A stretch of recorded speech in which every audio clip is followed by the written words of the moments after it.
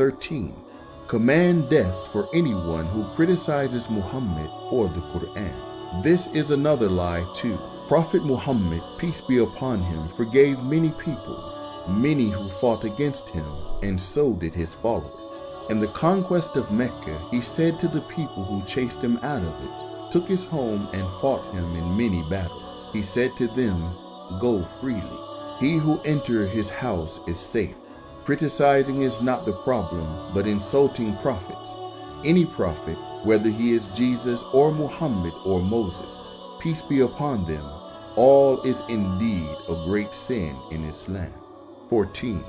Sharia commands that apostates be killed. In fact, this law is in the Bible, but never once mentioned in the Quran. 2. Chronicles, chapter 15, verse 13.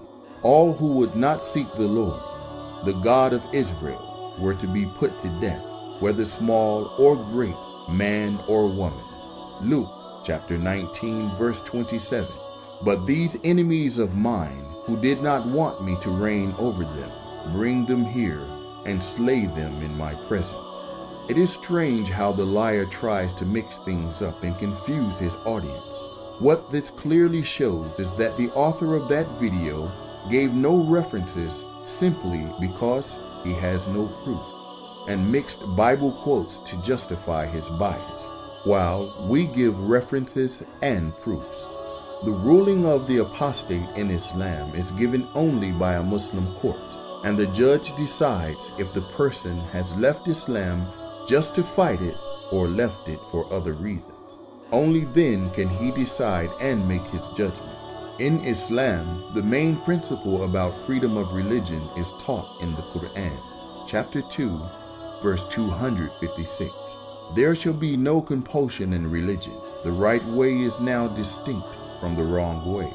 Anyone who denounces the devil and believes in God has grasped a strong bond, one that never breaks.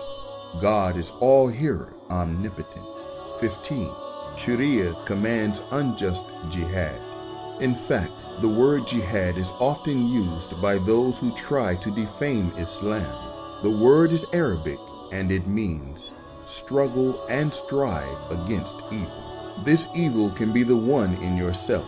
Jihad doesn't mean holy war, but just strive against evil wherever you find it. Even protecting your fellow passengers in a train from thieves is jihad. 16. Sharia is the law of Allah, and any form of government is a sin. It is the duty of each Muslim to strive to convert governments to Sharia. The intention of the author in this statement clearly shows that he is willing to say anything to tarnish the image of Islam. How can Islam be against governments when the Quran clearly lays down laws on how to govern the people? After the Prophet's death, the people chose democratically Abu Bakr as their ruler. The truth is, Islam promoted democracy long before there was an elected government. Sharia, as we explained earlier, is an Arabic word which means law, and law is carried out by governments. Governments are chosen by the people, and this is the exact principle in Islam since the time of the Prophet Muhammad, peace be upon him. 18. Muslims are allowed to deceive non-Muslims if it helps Islam. Another mixing between the Quran and the Bible to deform Islam.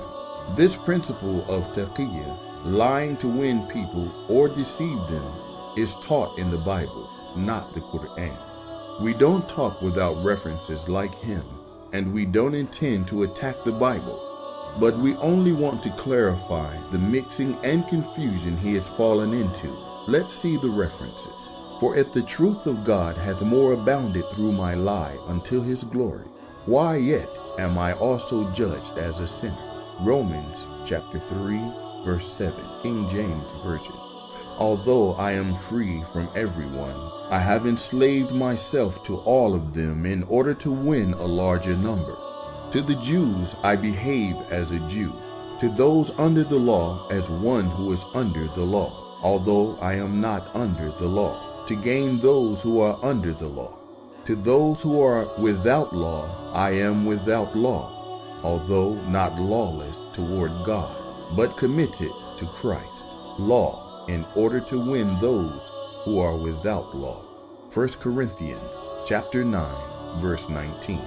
So we see here he mixed between the Bible and the Quran and created an Arabic word which is taqiyya to prove his lie.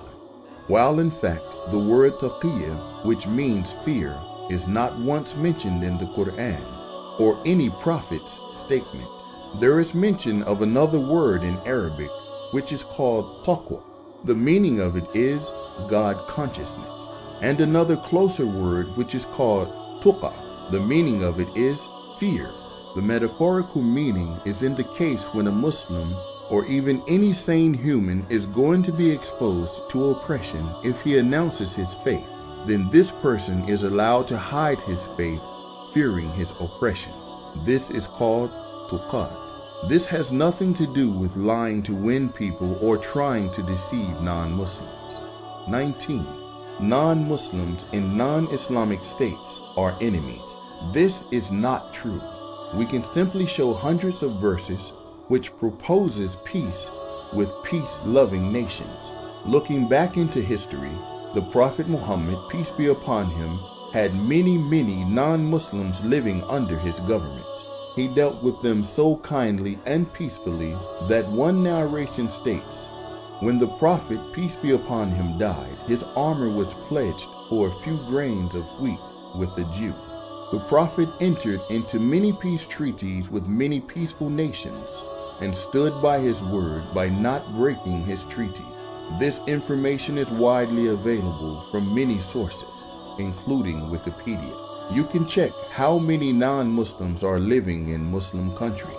To this day, we can see millions of Arab Christians living peacefully in Arabia for more than 1400 years. We never use any force to convert millions of Arab Christians living among us. They are today allowed to freely practice their religion, and they have churches in Egypt, Lebanon, Syria, Morocco, Tunisia, Pakistan, etc. The Quran urges Muslims to deal justly with mankind as a whole. Muslims ruled India for 800 years, but even today, Muslims are a minority compared to the Hindus who are in the majority. If we were to force people, we would have converted all India into Islam. But this never happened because it's not allowed in our faith. 1 in 4 persons in the world today is a Muslim. Perhaps you might have a Muslim friend or a neighbor. Did he or she ever oppose you or dealt with you as an enemy? In general, Muslims are very peaceful and friendly to move with.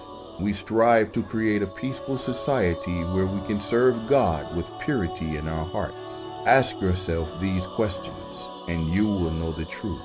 Which Islamic country today is attacking non-Islamic countries? The answer is none. On the contrary, we find non-Islamic countries attacking Islamic countries and occupying them for personal gains like oil and natural resources, etc. We can give examples of Muslim countries under attack and under blockades such as Iraq, Afghanistan, Chechnya, Kashmir, Somalia, Syria, and Palestine. Who was the fuel behind the First and Second World Wars, which killed millions of innocent civilians? We all know they were non-Islamic countries. Non-Islamic countries occupied Africa and many parts of Asia and took its people as slaves. We all know which countries bombarded the heart of Japan with nuclear bombs, killing millions of innocent people twice. Dear viewer, we are not terrorists or haters of peace. Any just and honest historian knows that Muslims are the victims of terror. It's a paradox that the victim is projected as an accused and the person who is terrorized is projected as a terrorist. The hunted is projected as the hunter. But if you fail to see the truth, then at least investigate it further. If you want to know more about the Prophet Muhammad, please visit www.rasulullah.net and www.whoismuhammad.com. If you want to chat about Islam, please visit www.chatislamonline.org.